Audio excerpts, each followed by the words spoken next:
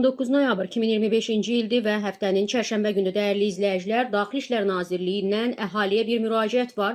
Vətəndaşlara çağırış edilib. Bunu hamınız diqqətlə dinləyin dəyərli izləyicilər. Bunlara əməl edin, çünki bank kartlarına müdaxilə hallarının artdığı bir dövrdə hər bir vətəndaş ehtiyatlı olmalıdır. Musavat.com xəbər verir ki, bununla bağlı Daxili İşlər Nazirliyinin mətbuat xidməti növbəti dəfə çağırış edib. Vətəndaşların sadə təhlükəsizlik qaydalarına əməl etməyə diqqəti yönəldib. Məlumatda nə vurğulanır? Birincisi dəyərli izləyicilər, hər zəngi açmayın. Naməlum nömrələrdən edilən zənglər çox vaxt dələduzluq məqsədi daşıyır. İkincisi, hər SMS-ə cavab verməyin. Bonus qazandınız, hesabınız bloklanıb, təcili ödəniş edin kimi mesajlar təli ola bilər. Fikir verməyin, ignor edin.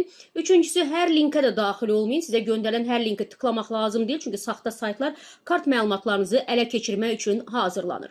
Və şəxsi məlumatlarınızı paylaşmayın. PIN kod, GEVF, 16 rəqəmli kart nömrəsi və SMS kodlar yalnız sizə məxsusdur. Hər soruşulanda o məlumatları paylaşmaq olmaz. Diqqətə çatdırılıb ki, sizə zəng edən heç bir bank əməkdaşı şəxsi kart məlumatlarınızı istəmir. Bunu bilin. Şübhəli hal gördükdə isə dərhal bankınıza və polisə məlumat verin dəyərli izləyicilər. Bu xüsusən də yaşlı nəsil nümayəndələrinə aiddir. Onları daha çox tora sala bilirlər dələduzlar, amma yenə bəzən gənclər də yanılırlar. O baxımdan da bu tövsiyələrə əməl etsəniz və şübhəli bir durum gördüyünüz halda isə dərhal dəstəyi açsın və yaxud ümumiyyətlə cavab verməyin və yaxud da polisə müraciət edin, bankınıza müraciət edin ki, tələyə düşməyəsiniz, bank kartınız ələ keçirilməsin, pullarınız da uğurlanmasın dəyərli izləyicilər.